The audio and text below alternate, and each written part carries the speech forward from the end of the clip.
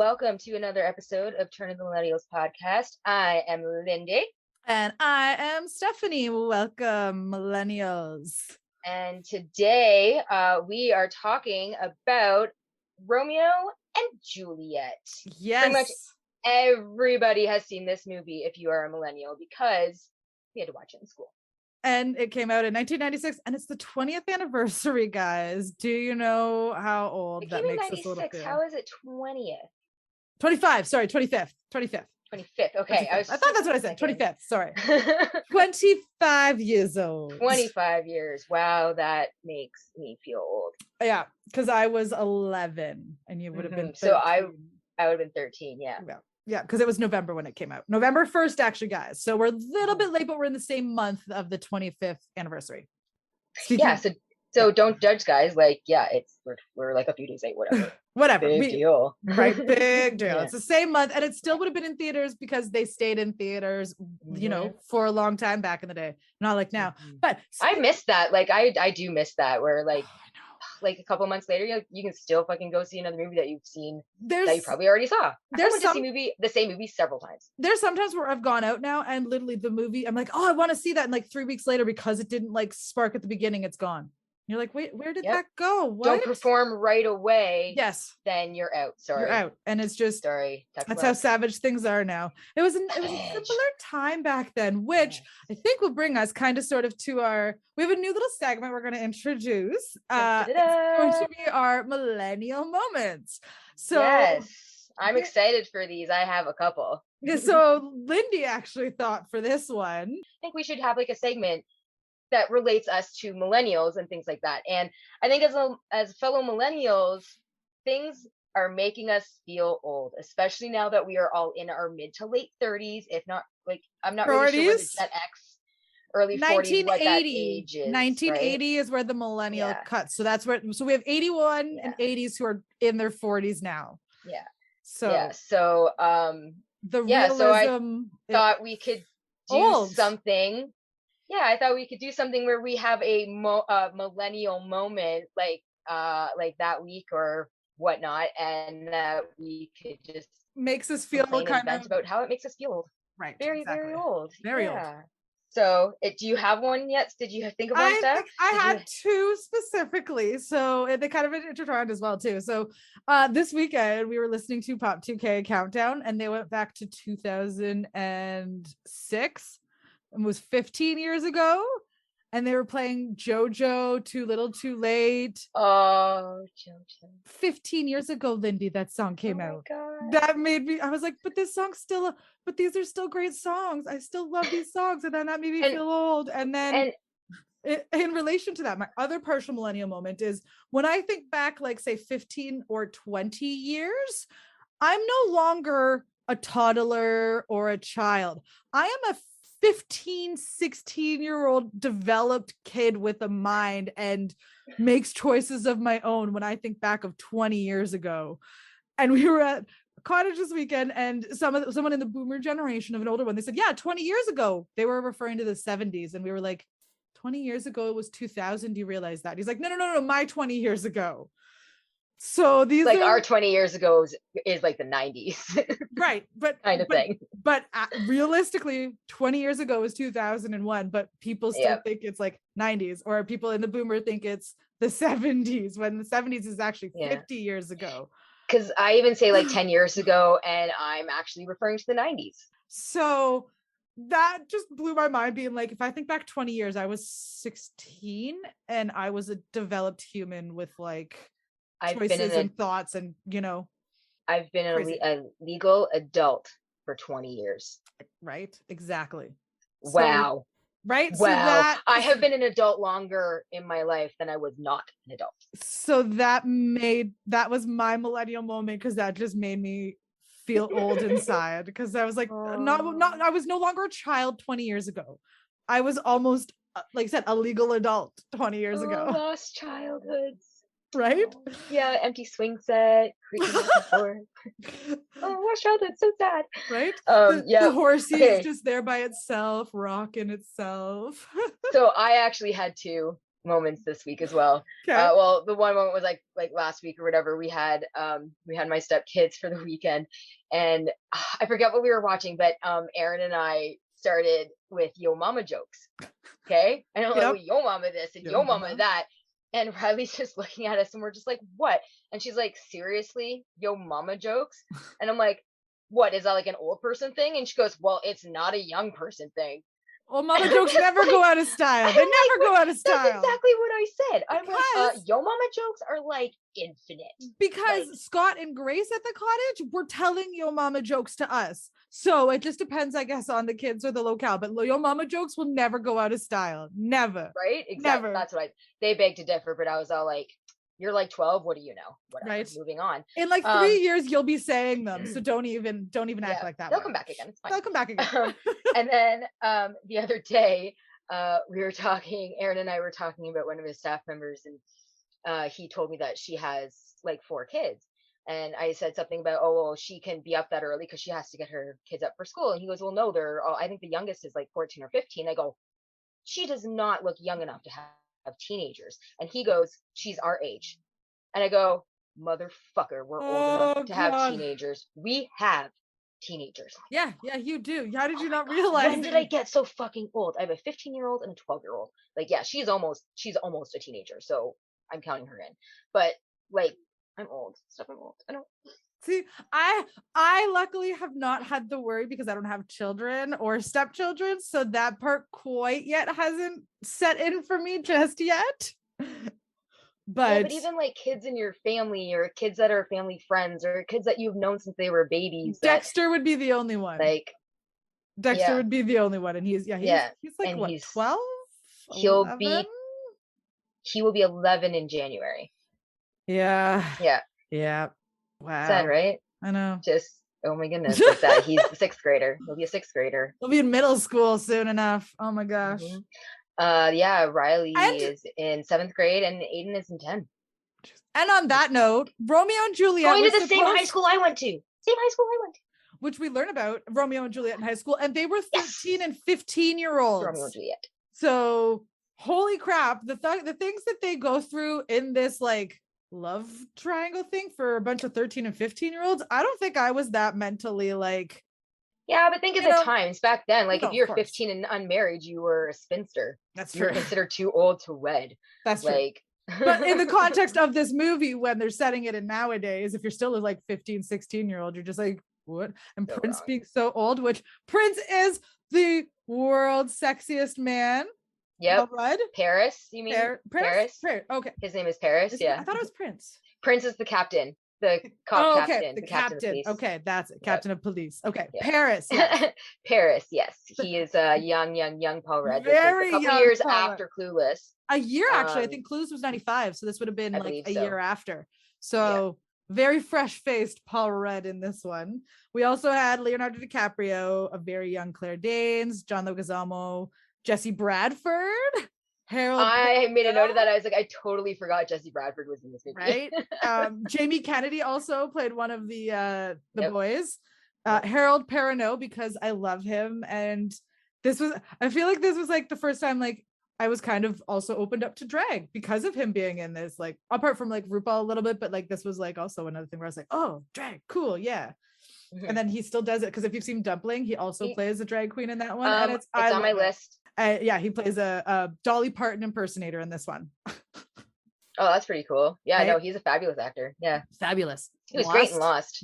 Yes. I never finished that one. I loved. You never finished Lost? No, I think I need to go back and watch it. I never finished. Have not seen the end of Lost. No, I know all about it. Do you know how it ends though? They were in purgatory and it was all a thing or something. What was I watching? I think I was watching a show where she was like, I need to go back and watch Lost. And they were talking about the end and something like they're all dead, but they're all, I don't know. I'll go back and watch it. It'll put it on the list. Go back and watch it. Yeah, fucking go back and watch it. And pay close attention to everything. It's one of those, like you have to pay attention in order to understand the ending. Back in the day. I think it just, eventually in the day, it just got too far off. Too far-fetched for your liking?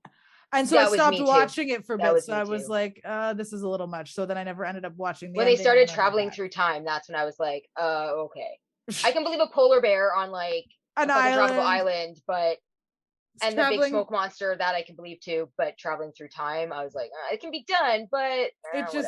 It seems a little much. It's a great fucking show. It's fantastic.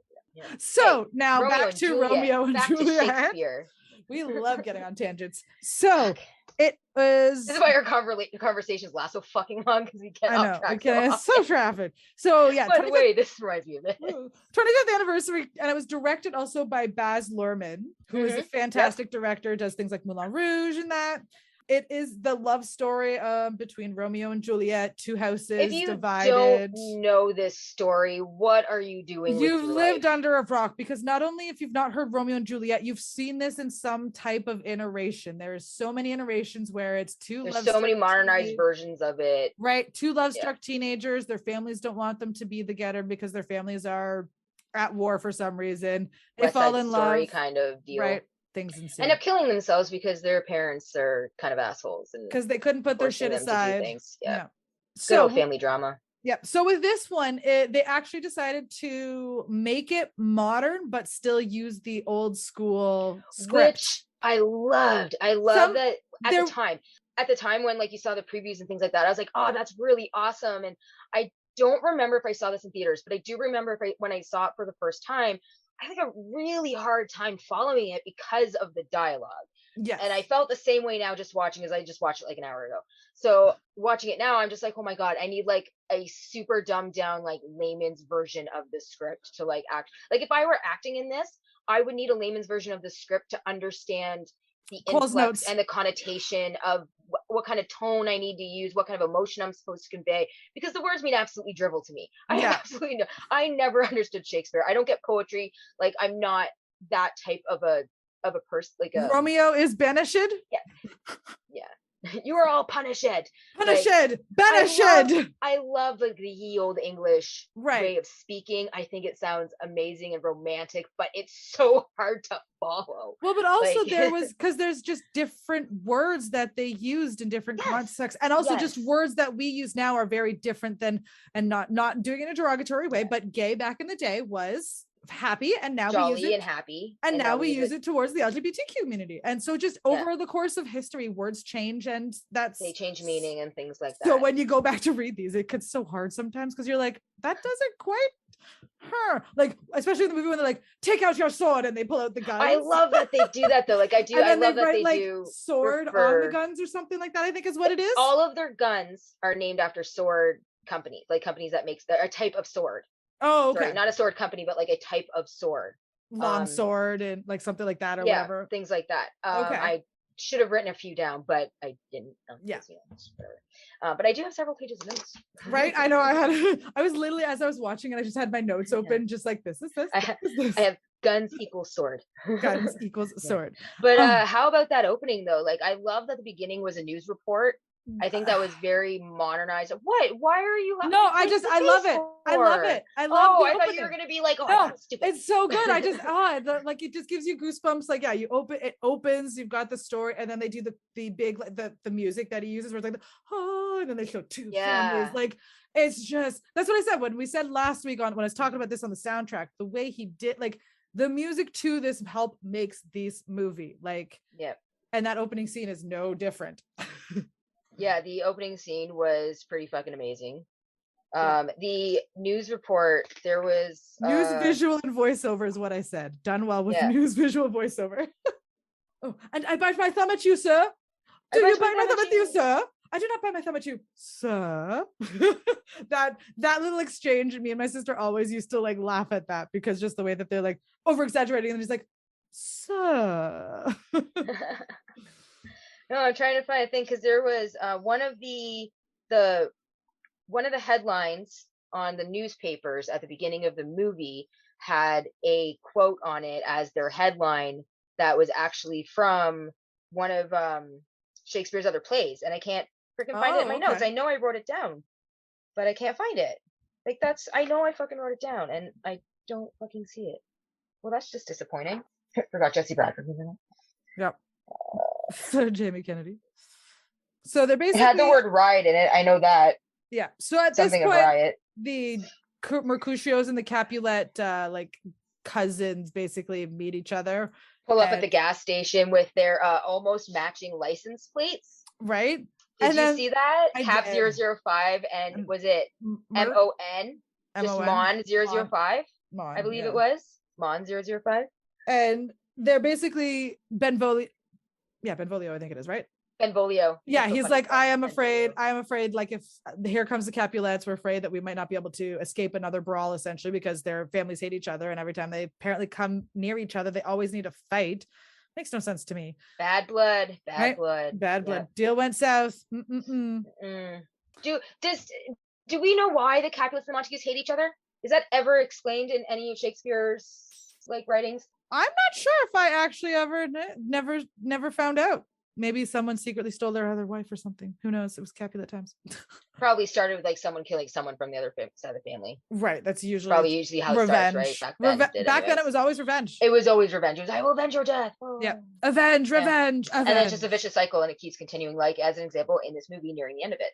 And in many episodes of Game of Thrones. Blood, which we're rewatching at the moment. So much revenge in that one. So much revenge. Oh my gosh, so much bloodshed. Oh, so great though. So after this point, they do have a brawl. Everyone, goes back to their point. And then there is a party at the Capulets this night. Can I make just a quick note about that scene? Oh, yeah. Jamie Kennedy has a black eye in that scene. Yes. And he actually got that black eye in a bar fight the night before in Mexico City. And Baz Luhrmann decided to keep it because he thought it went with his character.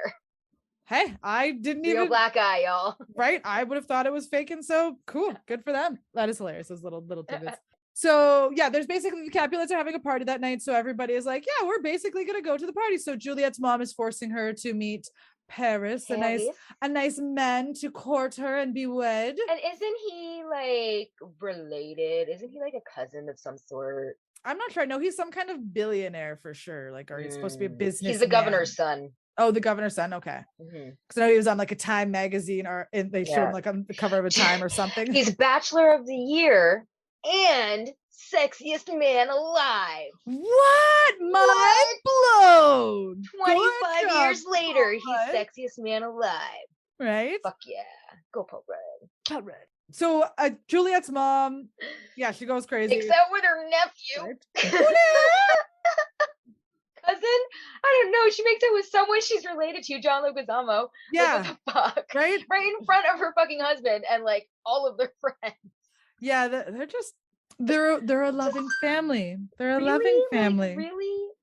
I don't, whatever. The Montague boys and Mercutio, they all meet up and they're deciding they're gonna go. Mercutio's, as I said earlier, dressed up as a very sexy drag with this like silver sparkly skirt thing and like a white heels top, and shit. Heels. Oh my god. And you then this white fro. Kudos to him for wearing those heels, because holy shit, I would have broke both my ankles. Right. And he's got some nice legs. He has some nice legs in those heels. Legs. Like, dude, girlfriend. And it's funny because I noted this when he goes into the party and starts performing Young Hearts Run Free. I assume it's because Leonardo DiCaprio was on drugs, but his fro goes from like this to like huge. Yes, I did notice that. I'm just like, I think that his wig changed. It does. And I'm not sure if it's because it's supposed to be like showing Leonardo DiCaprio is on drugs or something, like emphasizing his drug binge, because Mercutio gives him ecstasy, or and he takes it before going in, because 90s it was the thing to do, especially in LA, where right, California and shit. Oh yeah, California. Actually, drug scene. It was actually filmed in Mexico.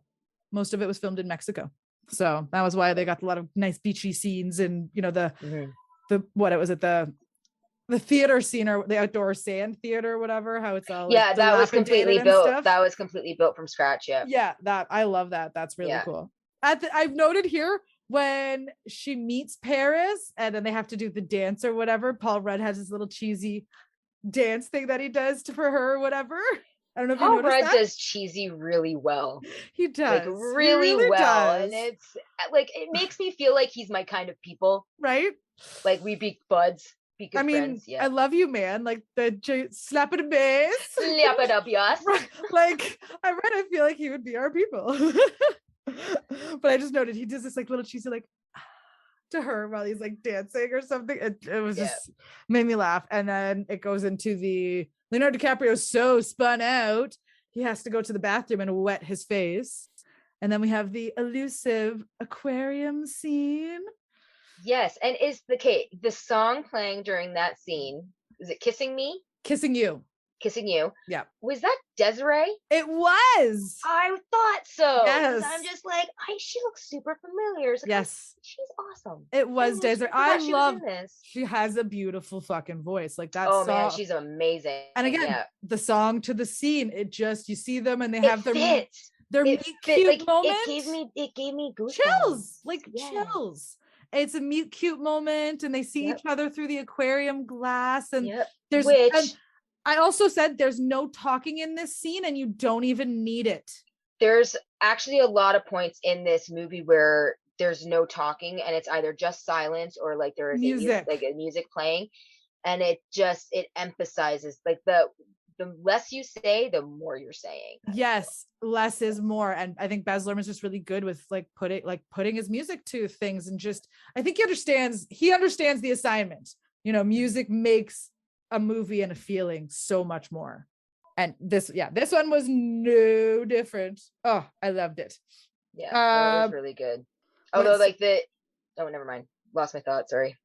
So Go ahead. So they do their meet cute, and then her mom, is it nurse or her mom, comes and they're like, oh, you need to meet Paris. So then they do this cute little. I think it's the nurse. The nurse. So they do this. Who is Madame Pomfrey from the Harry Potter movies? Oh, I thought she was familiar, but I couldn't figure out who it was. As soon as I saw her, I'm like, it's Madame Pomfrey. No, it's not Madame Pomfrey. No, fuck, Professor Sprout. Oh my god, Professor Sprout. Yes, Sprout. Yes. Motherfucker, Lindy, you are just an embarrassment as a Harry Potter fan. What is wrong with you? It's okay. We all lose a moment. Professor Sprout. Professor Sprout. So where that came from. My apologies, Harry Potter fans. Whew. I'm on 3 hours of sleep, so I can't be accountable for my words. I was up at like 3:30, so I got up and read my book for like an hour and then went back to bed. Right. So right now we can't be accountable for words. It's fine. Right. So they run through the party and then he finds out that she is a Capulet. Oh no. Oh. And he finds out and nurse whispers in her ears, yes, I'm at to kill. Yep. And then they walk away. Yep. Could she be a Capulet? Oh, Romeo. Sorry, but if you name your child with rhyming names, Juliet Capulet, you might as well have named her Julia Gulia. Like, come on. Maybe that's where it came from. Possibly. Right? So, and then after this, of course, they have to leave it because Mercutio, I don't know, does something like, we gotta get out of here. And it's funny. Did you notice that they have the guns and they had to have to go through the metal detectors and that, and how he throws it because when to leave the party, they all have there's the metal detectors they have to go through, and he hands it around to Leonardo DiCaprio around the other side of the metal detector. I might have missed that part. I don't know. Okay, it was when they're running out of the party. Yeah, but I guess they had to. I guess at this party they had metal detectors so that there would be no brawls and no gun shed. I guess at this large swords allowed, eh? Right? No swords allowed at this extravagant party. And then from there, Romeo leaves, and we have our ever famous balcony scene. That is. The balcony scene, yes. Recreated which was turned into a pool scene. Yes, they turned it. Yeah. Well, it still has a little bit of a balcony, but it's mostly a pool scene. Which I'm sitting there thinking to myself, I'm like, how does she not fucking hear him? Right? Especially when he's talking to himself. How do you not hear that, Juliet? What is the matter with you? I know. Obviously, your warning signs, society hasn't gotten to you as a woman yet, and your warning radar shit's not up, not activated. Well, also. She hasn't learned some of those skills because in her love bubble thoughts. You also got to remember she's a rich girl with a nurse, so I don't know if she's figured out those skills quite yet. Not in a bad way, but she just feels like she's been very coddled, so she hasn't quite figured some of those very sheltered things out yet. This was a good scene, but I can't. It doesn't matter how good of a delivery an actress gives this line. I cannot not laugh at the Romeo, wherefore art thou, Romeo? Deny thy father, refuse thy name. It doesn't matter how good of an actor, how good you deliver it. I cannot not laugh at that line. I couldn't. Watching this, I was watching it and it cringed. You know how I can't stand watching people embarrass themselves? Yeah, because she's all breathy when she's like, yes. Oh no. Because it's the most deny thy father line. And refuse thy name. It is the most infamous line from this play, right? Everybody knows what that line is from, right? And I know. I can't watch it. It's embarrassing. I wouldn't be able to watch it. She was fresh off of My So-Called Life, I believe, after on this too. Yeah, I think so. Yeah, she's So still fairly young. she was still fairly young, still kind of Yeah. newish to the, not to go full on acting, but to, you know, the whole process. To movies, like she's been in TV shows and stuff. I'm sure she might have been in a couple of movies before this, but this probably was just what I think small. launched her to stardom. Yeah, this was the Like, real, yeah, this, but those two, like this definitely launched them, because like it was just the cute couple and everyone loved him, and he was a sexy guy back then, and that, so girls loved it because it was he had this romantic persona in this movie, and then, you know, so Leonardo DiCaprio definitely took off after this one for sure. I remember that, because then he did like Man in the Iron Mask, and then he did the Titanic wasn't too. Well, I'm wondering Titanic was the following year. And then I think, when was Eating Gilbert Grape? Was that that was way before or before. after this? Way before. Way before that. And he was awesome. And I'm shocked he didn't win a fucking Oscar for that. I thought he did for Best Supporting No, Actor. his first or was Oscar. He a nominee? He was a nominee. Okay, but he was his nominated. first Oscar wasn't until The Revenant in 2016. Yeah. 29 movie roles. Well, let's be real. The Academy doesn't know shit because they do that all the time. There have been so many classic movies, or movies that are now considered classics, that they've always snubbed, and ones that should have deserved things when you're like, okay, we're going to talk about one in this one. So Romeo and Juliet, the funeral scene in that church. You remember how beautiful the flowers, the neon, everything is when they first walked in. This one, and I had this in my note, and this made me so mad, and I still remember it to this day, because this was up for that scene was up for kind of like the best like scene cinematography or for whatever, Oscar, right? For the Oscars. Yeah. And it lost to The English Patient for a motherfucking hospital scene in the war. What the fuck? So this is, I don't think I've seen The English Patient, so I can't really like have an opinion about that, but it's a bunch of wire. It's a hospital room in the 1920s or something like that. What is there to it? A white room with some wire beds and stuff like that. There's nothing. Whereas not to mention the scenery of the theater and everything on the beach that was made from complete scratch, right? That was lost in a hurricane. So I have officially learned at that point that I don't. The Oscars like lost everything on me back then. They don't mean anything. They don't mean shit. It's only for the artsy fartsies in Hollywood so they can stroke their egos. Because like speaking of awards, Leonardo DiCaprio for this movie was nominated for the MTV Movie Awards for Best Male Performance, and lost that year to Tom Cruise for Jerry Maguire. Yeah, Claire Danes won for her role, her category for Best Female Performance, but to lose to Tom Cruise. I mean, to lose to Tom Cruise in the 90s, I mean, okay. Well, and I mean, like, Jerry Maguire, and Jerry Maguire was a huge movie. Right. Like, it was a huge movie. Yes. But I still think that Show me the money. Leo was by far way better performance in Romeo and Juliet. I agree, because there's so many levels that he has to be on, like especially the parts where he like really breaks down and is like bawling. You're just like, oh my god, this guy is fucking so good. Oh my gosh.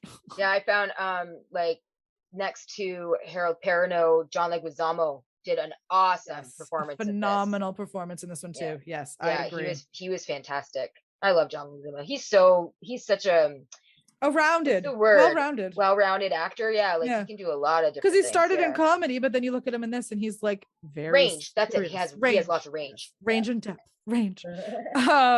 So basically when they're on the bridge scene, he's like, oh, we shall be wed here. I will, basically says he's gonna like talk to her and whatever, tell her of what hour they can go and get wed. So he goes to the friar of the church or whatever, and this friar's like in like Hawaiian t-shirt and stuff. Shorts. He's a chill, like that. He's a chill friar. Like, I thought he was cool. I'm like, man, if I had more like he's this, down with it. Maybe I would go to church if more of them were like this guy. Like, he just was so cool.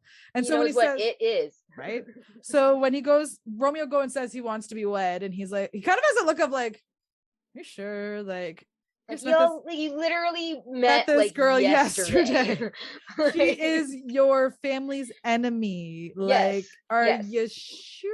You are 13 and like 14 years old. Yeah, you sure? That's what I find so much wrong with this story. That like if you think it's a lot English media, like if you tear it apart in that aspect, it's like two families' worlds came crashing down because these two 13 and 15 or 14-year-olds or whatever who don't even know what fucking love is fell in love, got married the next fucking day, and they were dead by the end of the fucking week. Like, Come on. That sums up the movie in basically like, a sentence. Oh, that's great. Sorry, did I ruin it for you? That's great. Spoilers. Spoiler if you didn't know already, guys. Sorry. You didn't know Romeo and Juliet ended. Well, I don't even know what to fucking say to that. Maybe it's time to stop our podcast and go watch it and, then come back and listen. Yeah. So I do remember Nurse. It was so cute. Like when she gets back, Juliet's all like, what is the answer? What is the answer? And she's like, I need to breathe. I cannot breathe. I need to rest. And she's like, how hast thou could say you are out of breath when thou hast breath to say that thou hast out of breath? And I always thought that was the funniest line. I would need a fucking layman's term and script for this movie. That line is like, I got the gist of what they were talking about, but like I still didn't 100% understand. Yeah. Like, okay, like for example, I found something in the IMDb trivia that I found interesting, but I had to look up on Google to see what it meant, and I still don't fucking understand it. So, Pete Postlethwaite, who plays the Father Lawrence, okay, he was the only one to speak in iambic pentameter, which is how dictionary.com defined it as a line of verse with 5 metrical feet, each consisting of one short or unstressed syllable, followed by one long or stressed syllable. Example, 2 households, both alike in dignity. No fucking clue what that means.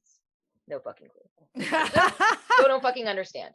So I would be terrible if I lived when they talked like this, because I'd be like the village idiot. I have no fucking clue what's going on. Well, no, see, here's the thing. You wouldn't have been the village idiot because everybody talked like this. Grow up knowing no, you would still just like, if I went back in time, I'd be fucked. I would be a witch. But if you think about it, if someone from Shakespeare's time came to now, they'd be like, what is this sorcery language you speak here? Yeah, that's true. They may not completely understand. They would understand certain words that we have, but there'd be a lot of other words that they wouldn't.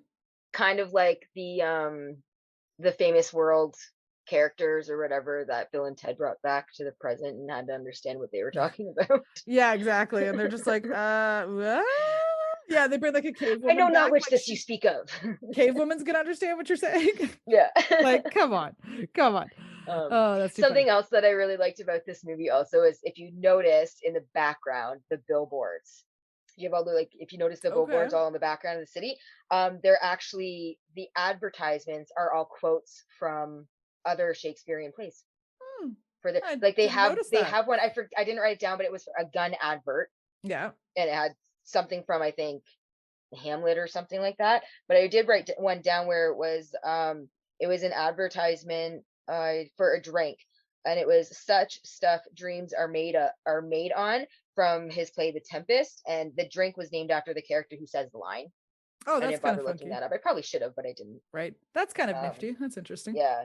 And then was I the only one that Mercutio, when he does his A Plague on Both Your Houses speech? I just had that a little bit here. Yeah, a little after that. Am I the only one that could not stop thinking of fucking Reefer Madness the musical? We're to put a plague on both our houses if we're wrong.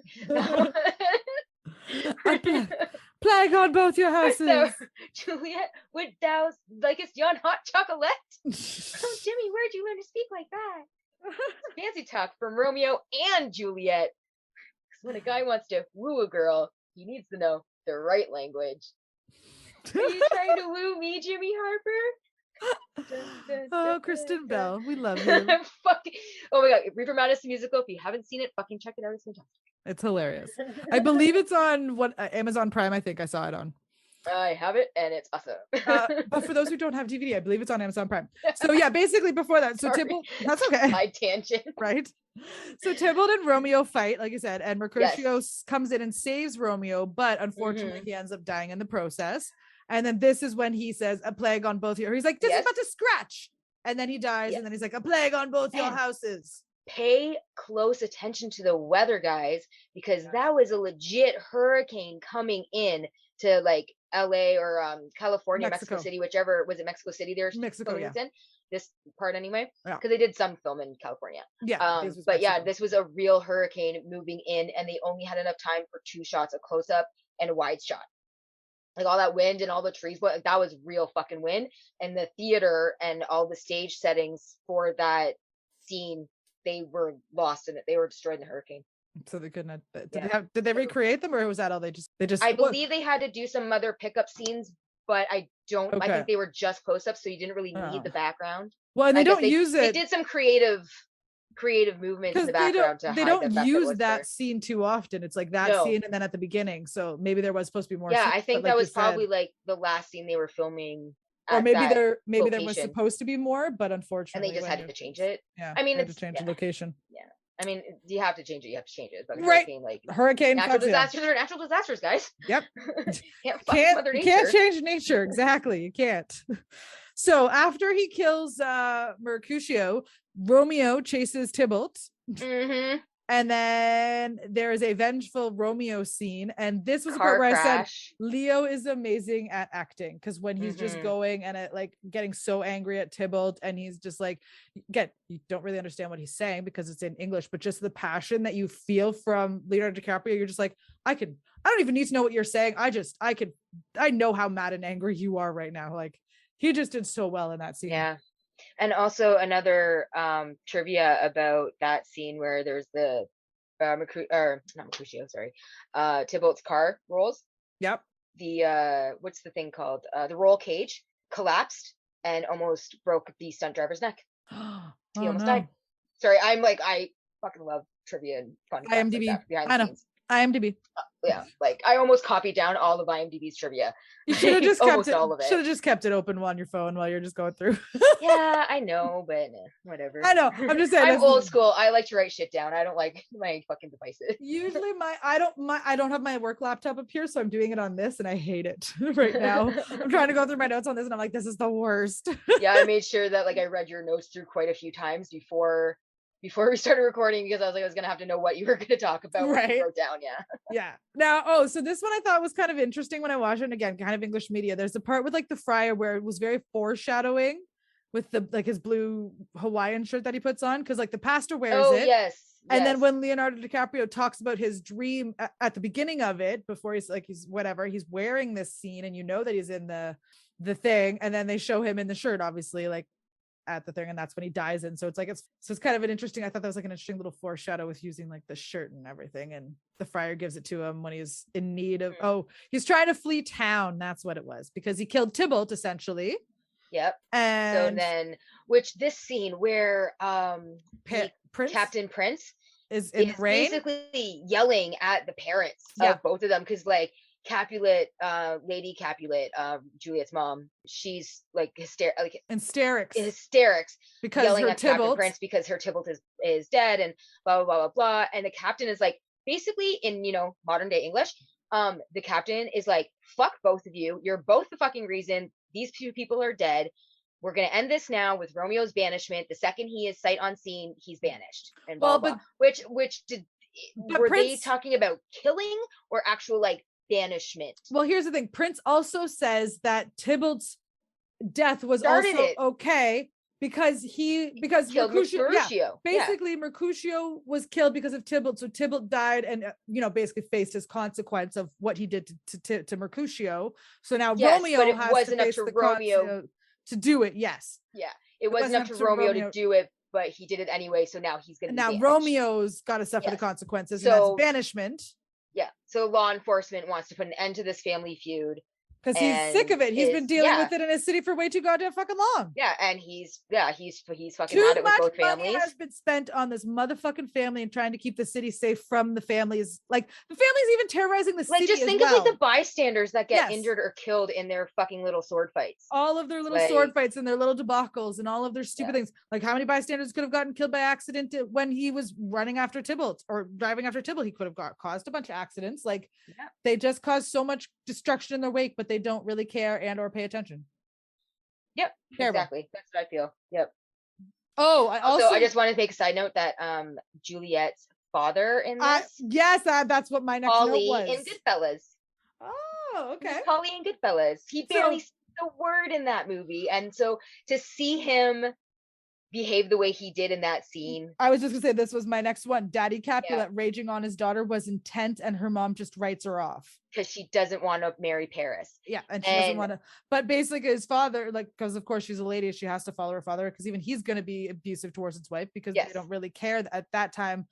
That they didn't really care. It's all about image. It's about image and power. They're a typical and power socialite elite family. They only care about image. Even though you're unhappy and miserable, that doesn't fucking matter. You got to put out an image for everybody else on the surface. Because I wrote like a nowadays kind of translation to how that conversation went with the screaming and stuff when he was being a fucking dick. So the dad goes, "Marry him or you will be disowned. Juliet, if you don't postpone this marriage, set another funeral bed next to Tybalt's. Basically, I'm gonna kill myself if you make me marry this guy." Like, seriously, how is that for that guy's fucking ego and insecurities? Right. And then the mom goes, basically, she says, "Do what you want, but don't fucking talk to me." And then the next day, she's all fucking motherly about, "Oh, let's plan your wedding and blah blah blah blah, because you're gonna get married." Who gets married on a Thursday? Right. Fucking gets, except for Ted and Tracy from How I Met Your Mother. But yeah, like, who fucking gets married on a Thursday? Cheaper. I mean, that's true. Like Aaron and I are getting married on a Sunday, right? Because that's when our anniversary falls on. So I was just like, well, good fucking parenting, guys. Like, typical, just abusive, dysfunctional family unit. Socialite family units, yeah. Surprisingly, they don't show as much of the Montague family, like, as much as they do like the Capulet family. Yeah, they don't, which is a shame, because Christina Pickles is phenomenal. Amazing. She's a fantastic actress. Yes, agreed. Yeah.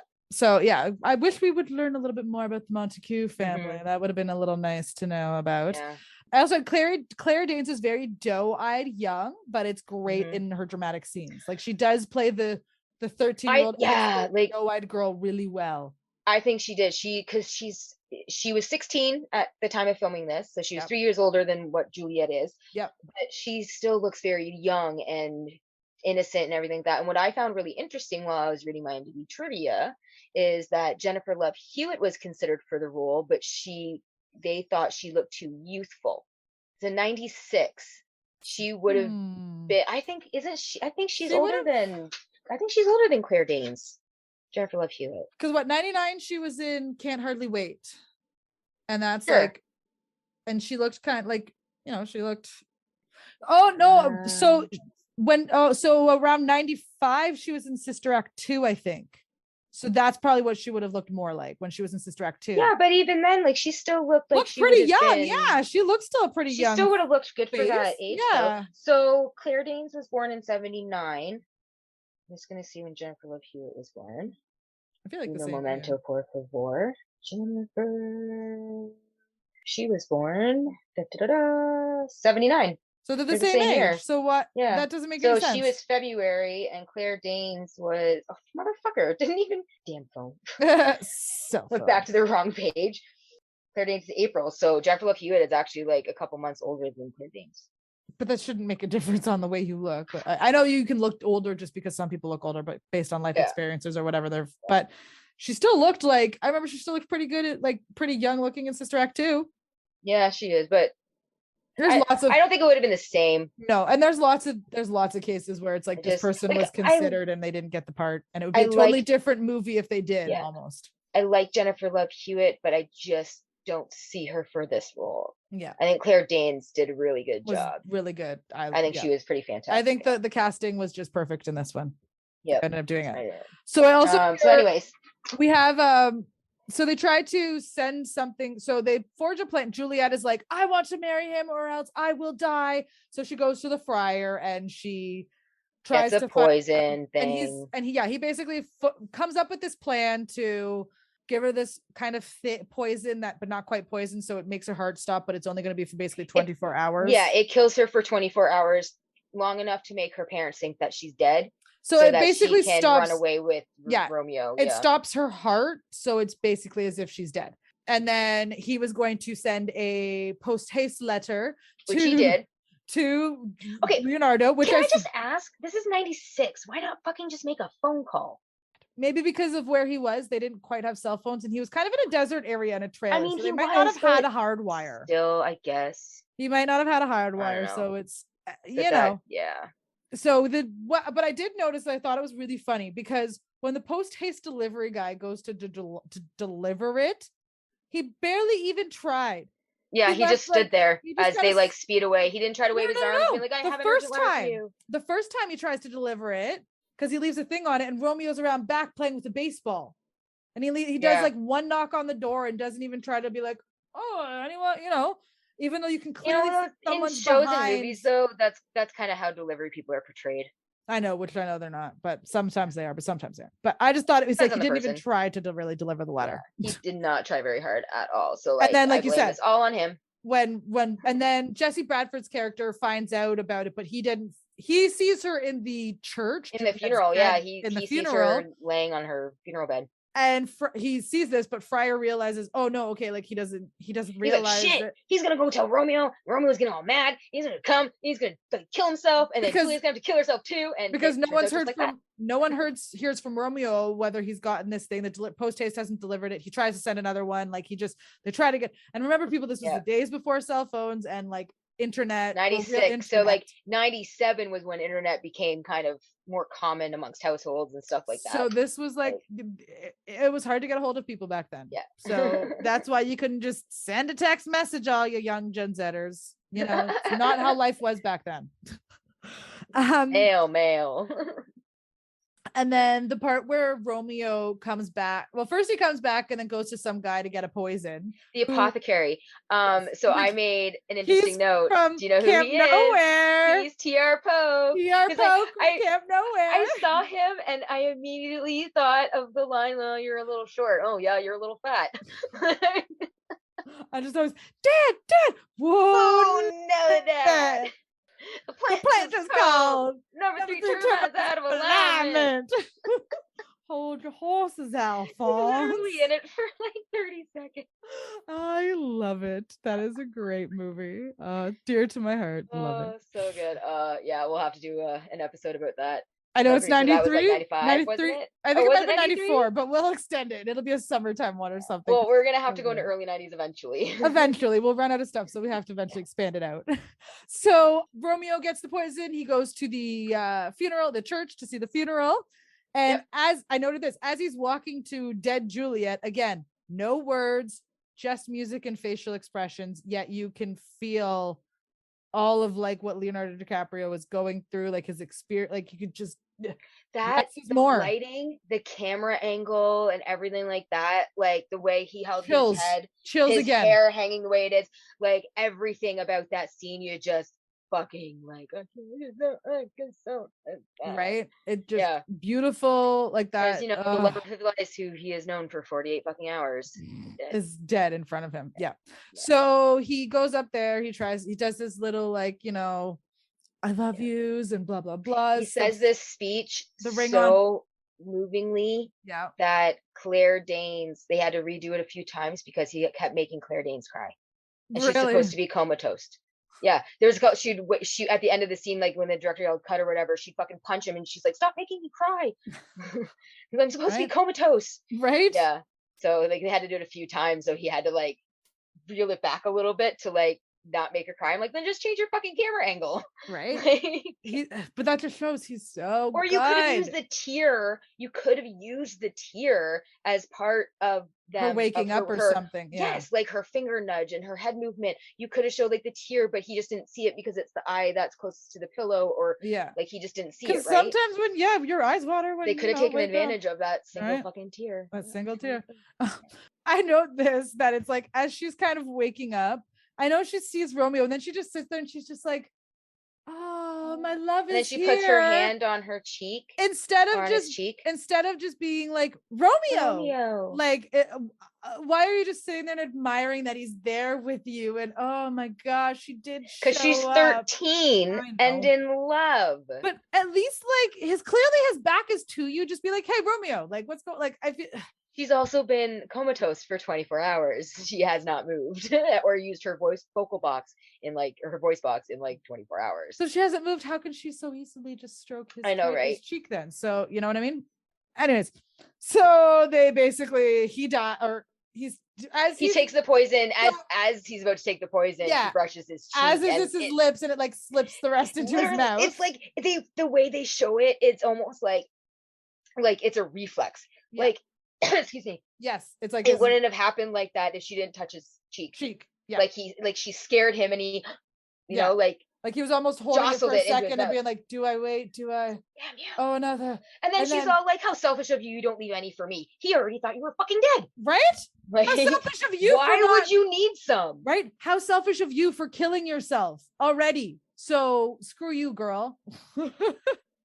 And so Don't have to say suicide is selfish. We know it's a very huge mental health. No, absolutely. But it's in this context, it's stupid. In this context, it is 100% selfish in this context. In this Shakespearean context, in no other context, whatsoever. No other context.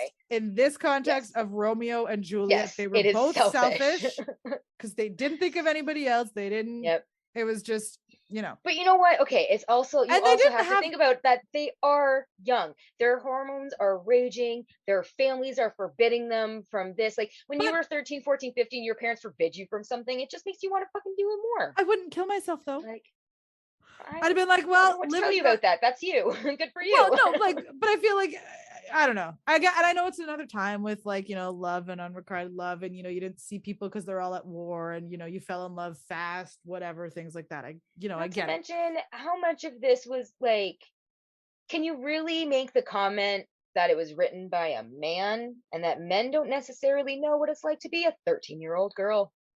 Yes, this is also true. I just thought of that. That was just my thought. Because 13-year-old girls we'll anguish, but at the same point we're pretty resilient, so we'll live and die another day. See you, Romeo. I got another man in the backyard. Like Paris is ready to marry me. I won't be happy, but at least I'll be taken care of. Right, and at least I'm still alive. Yeah. I don't know. Well, not for long, because then she starts bawling and crying, and the echo in the church does not. She's an ugly crier. That was so ugly, cry face. Well, I'm pretty sure they probably were trying. But maybe my love of my life, I wake up and love my life fucking dies before my eyes.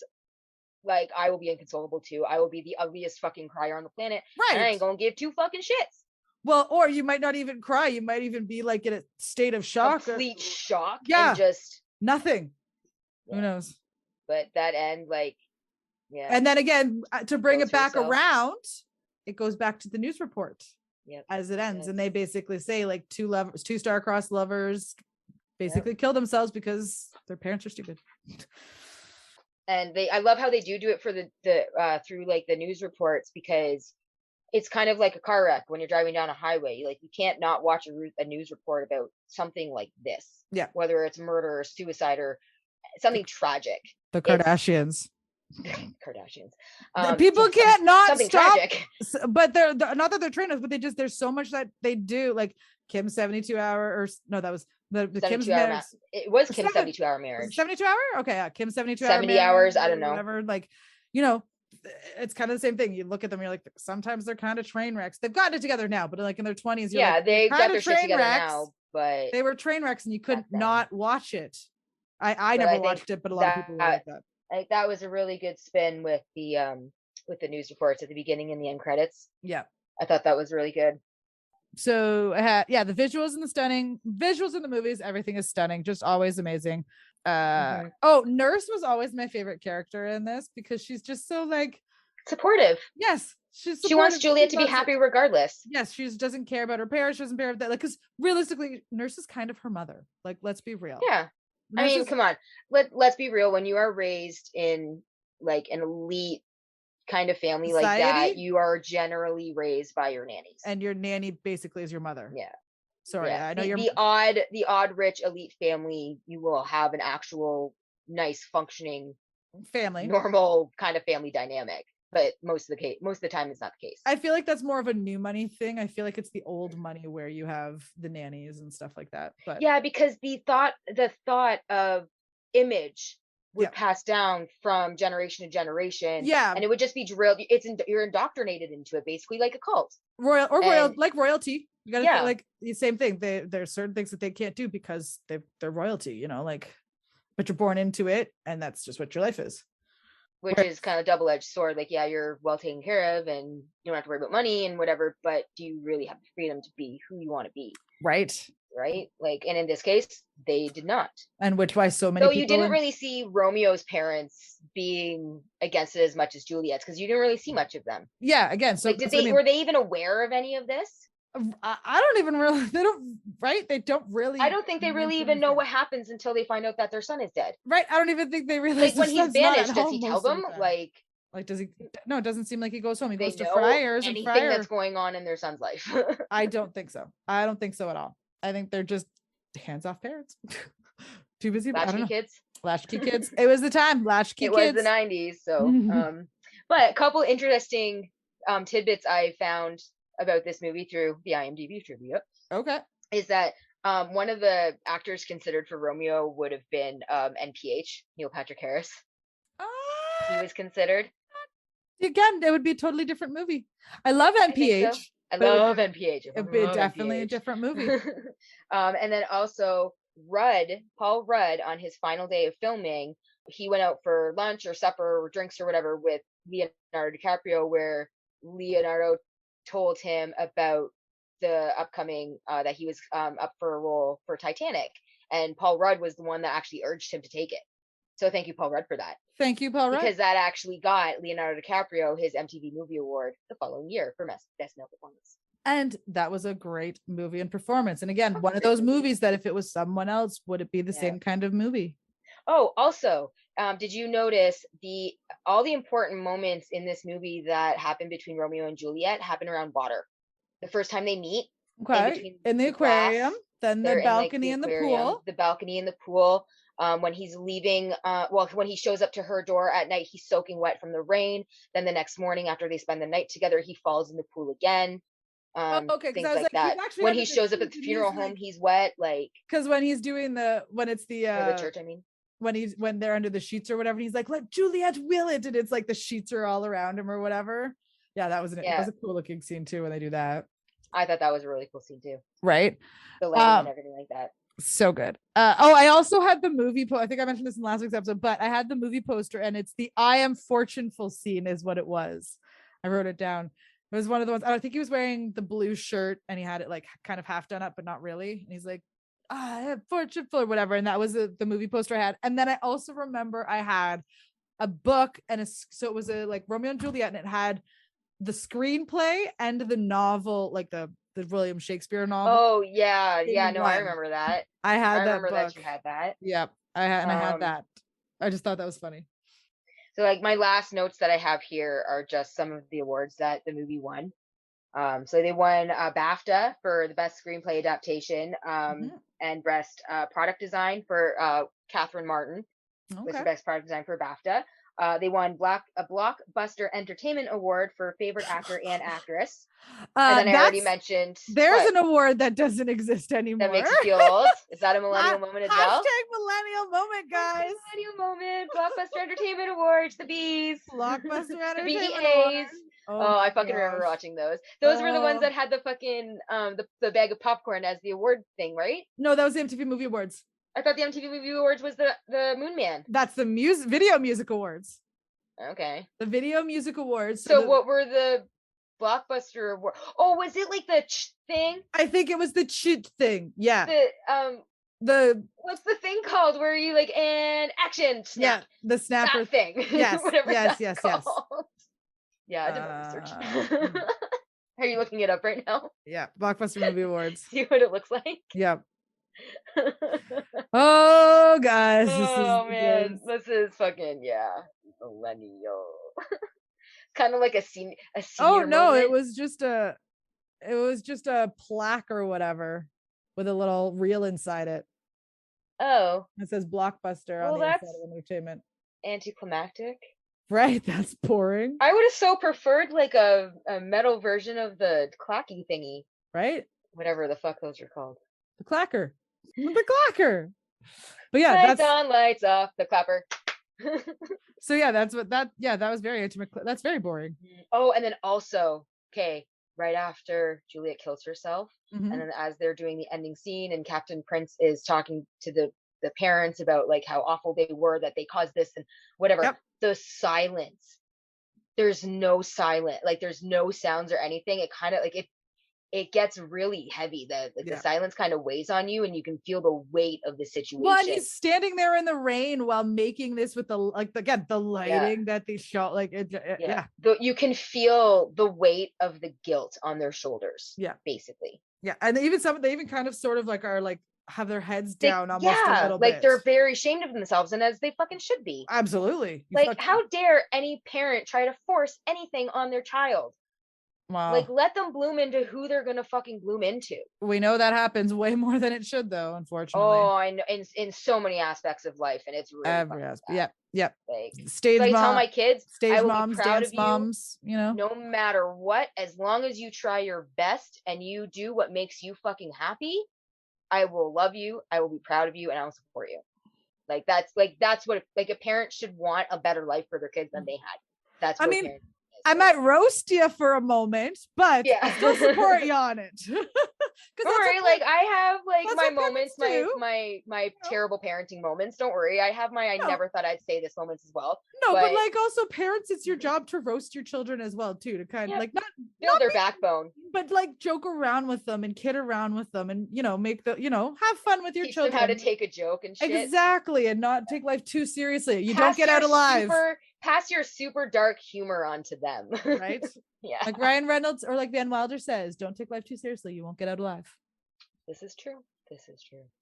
All right. And with that, I think that we have to the audience, my apologies. I should have come up with Jeopardy questions this week. I totally was going to, but I didn't because I figured you did. That's my bad with my lack of communication. No, I also thought Millennial Moments was going to be our end of the show for this week, but now next week we'll get our format down again, guys. We need to start doing a Zoom meeting like a day or two before we do a recording and talk about what we're going to do. I think we need to start doing that again. Yes.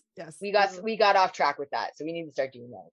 I was going to suggest you do it yesterday, but I ended up having to do overtime, so and I was at dinner or whatever, so and it's like life gets away from us, guys. We don't mean to. It just life is busy. Life gets busy. We try our best, but you guys still listen to us and you still love us. So yes, thank you so coming much. Back, and thanks for listening. We really appreciate it. We appreciate all of our listeners, and drop us a comment, send us your please feedback. Rate, review, subscribe. Yeah, you can find us on Instagram. You can email us. You can find us on our website, Spotify. Just search Turn of the Millennials wherever you get your podcasts, and we will pop up. You will find us. Yes, absolutely will. Until next time, fellas and ladies, and everyone else, have a safe and I guess for you Americans, it's going to be Thanksgiving. It's going to be Thanksgiving, I think, when we release this or around the time. So for you Americans, have a happy, safe Thanksgiving. Be safe during Black Friday shopping, please. Remember, kind. Safety first, kind. Because up here in Canada, we see the stories on the news, and it's atrocious sometimes. And we know that you have all been stuck in lockdown for a long time, and you need to get your stress out, but please do not take it out on each other on Black Friday. That's all we ask. Just remember, don't forget to start your holiday shopping. Start your holiday shopping and stay safe and warm if you got snow out already, because there's some falling down here today. Yeah, we've got some snow falling down today as well. My dog loves it. We'll see how long it stays, but it's coming. So stay safe, guys, and we will catch you next week with some Christmas episodes. Yeah, I'm so excited for Christmas. My favorite time of year. Woo! Yeah. What? So that one may turn up to be like super long, or many episodes. Who knows? We could talk about Christmas for forever. There's a lot of movies, and music and toys from that day, that era. My God, we have so much to talk about with Christmas. So fucking much. You guys are gonna love it.